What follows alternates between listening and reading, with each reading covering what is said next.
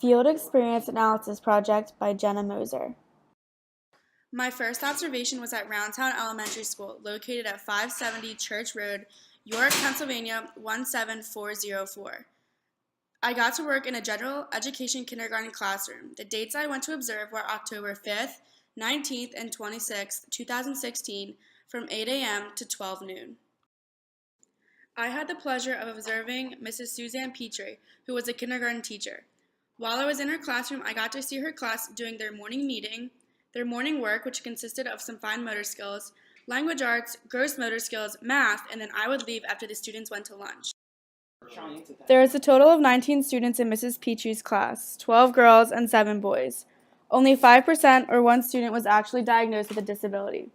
The child had ADHD, but the parents did not want the child to be medicated or have an IEP. A couple more of the students were in the process of being diagnosed.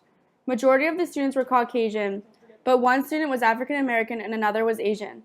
All the kids in the class were between the ages of 5 and 6. Because there was only one disability in the classroom, there were not that many things created for a special education environment. However, it was a kindergarten classroom, so there was a ton of visuals. The first one I have is an alphabet chart that hung in the front of the classroom so all the kids could see it. I think the chart could help kids visualize a relationship between the letter and the object that is under it. For example, the first letter of the alphabet is the letter A. Underneath it was a picture of an apple. When trying to figure out the beginning sound of what an A makes, they could visualize a picture of an apple in their head and say apple and then figure out the beginning sound, which is ah. Another visual was the Pete the Cat number line. This was also at the front of the classroom. Each kid learns differently, so I like this visual because it showed different ways to write a number: the numerical form, the written out form, and the number of dots to represent that number. Next, we have a letter and number carpet that was located in the middle of the classroom. Morning meetings were held here each day. Mrs. Petrie used this carpet as a behavioral tool by separating kids and telling them which letters and numbers to go sit on during the meeting. It could also be used as a test to see which numbers and letters a child was struggling with. My last visual is one that works with colors. This one also appeals to the different learning styles of a child. One thing that is stressed in kindergarten is being able to spell and recognize color words. This visual helps the student be able to visualize the spelling of the color word and the color that goes along with it. Lastly, we have the projector that Mrs. Petrie used at every morning meeting to show the kids what was going to be covered in the meeting. It changes the learning environment for the students and is interactive, so it encourages the students to get out of their seats and be engaged in the lesson. Aside from the visuals used in Mrs. Peaches' classroom, she also used support systems for her class. Here, we have a yoga ball and a crate that was specifically designed for kids with hyperactivity. Whenever they are having trouble staying focused, they can sit in this seat and it helps stimulate their senses and make them focus on what they are doing because the slightest movement could cause them to fall. I think this is important in a kindergarten classroom because with kids having trouble focusing, it could disrupt the whole classroom, but with this seat, they could sit in it and it wouldn't disrupt the rest of their peers.